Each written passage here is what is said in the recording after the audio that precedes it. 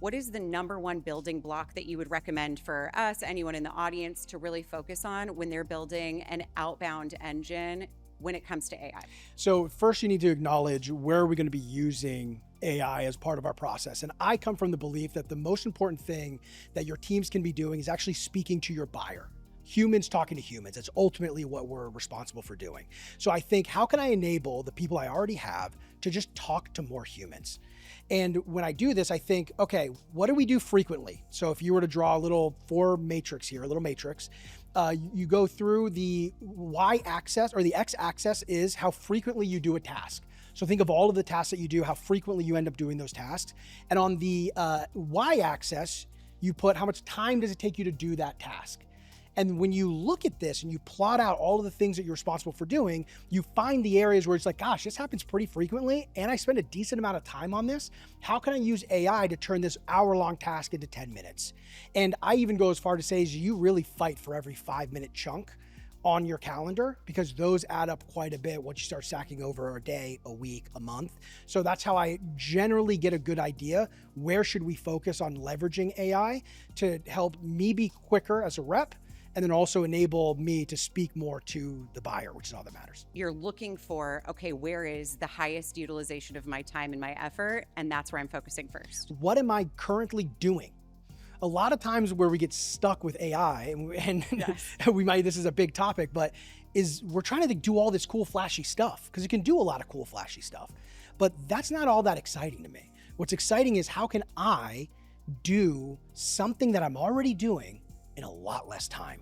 Because that I can touch, I can feel, and I can see the impact immediately. Yeah. So that's what I look at. Where do you think this balance is between where AI helps accelerate my results in terms of prospecting versus where it actually starts hurting my results in prospecting? I think it's how big of a chunk you're trying to really take on. So I come from, like I said earlier, the lens of, I want to be able to speak to more humans. I also want to enable myself to do more of what I currently am doing that is working. So that's my chunk. Yeah. I don't try to have it do everything. I mean, there's so many, replace your SDR team with this new AI robot so we can send 1 billion cold emails. Nope. Yeah, it's just not working. If you talk to people who've tried these solutions, they're not working all that well. Why? Is because there's still a human component to selling that's very important. And that goes to selling software, that goes all the way down to selling shoes. And that's such an important component.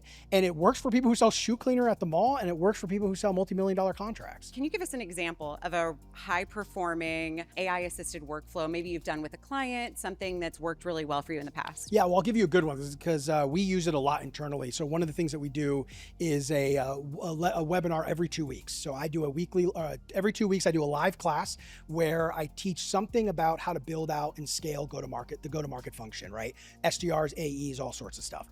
And creating content for this takes me a lot of time. It'll take me up to 10 hours, because I have to create a deck. I have to come up with a topic. What framework am I teaching? I need to put all of that together. And then I need to write 9 promotional emails. I need to write 10 reminder emails. I have to write promo LinkedIn's. Like, this is taking me forever. 10 hours is nice. I don't track it. It could be 20. Who knows? I get distracted too. So it could be 30.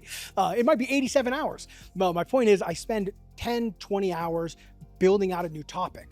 So what I've done now is I've created an AI workflow that starts at the idea of what I want to teach and creates all of the material I need along the entire journey of creating that material. But the key thing here is, I don't say, hey, AI, create me a slide deck for a live class on how to hire top performing sales reps, and then expected to do it well. I spend all of this time crafting these very, very strong prompts that are incredibly sophisticated. And every step of the way, I do a check. So pre-deck, we build out the brief for the live class. What are we gonna cover? Who's the audience? What do they care about? I go through and I edit everything that got created there by AI.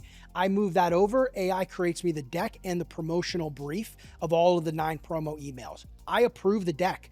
I go through each concept of each promotional email and I customize and edit it as I see fit. So I make sure that the AI isn't going all crazy on me. Then we move over to email writing. I approve all of the emails that get written by AI. So I haven't asked AI to do the whole job. Right. Hey, do the task of creating all of the material I need to do this webinar. No. And then you're blindly trusting it and Exactly. throwing it into the ethers. That's Yeah. right. That's right. Because if you've ever done that, you end up coming back with something that's just slop. You're like, I hate this thing, right? I might as well just do this myself. Right. So by doing all of the checks, I've reduced the amount of time I spend to it to under an hour. I'm still investing time, but it's worth me investing this time because I already know that this mechanism works for me to get leads. And if you think about your own prospecting process, what are you currently working on that works? And then you think, how can I use AI to make this a bit faster? That's where you want to live. And as a human, my best job that I can do is make sure that the AI is doing the best job it can do. Mm-hmm. And it can do all the long clicky clacky type my words, but if it's not going to come out the way that I want it, then I'm wasting all of that time. So I try to really insert myself in key moments to make sure that the outputs are really good. I like this a lot because I think that this is a really key spot where people get stuck, where it's just blindly trust everything that it spits out from this one prompt versus using it as like, for me, I have trouble from a blank piece of paper. So it's just, now we're conversating with a robot, with AI back and forth, and it's building, it's growing, we're editing, we're training, we're teaching it on those areas. Okay, we are gonna drop Kyle's information into the chat so you can connect with him and see these prompts and see these webinars.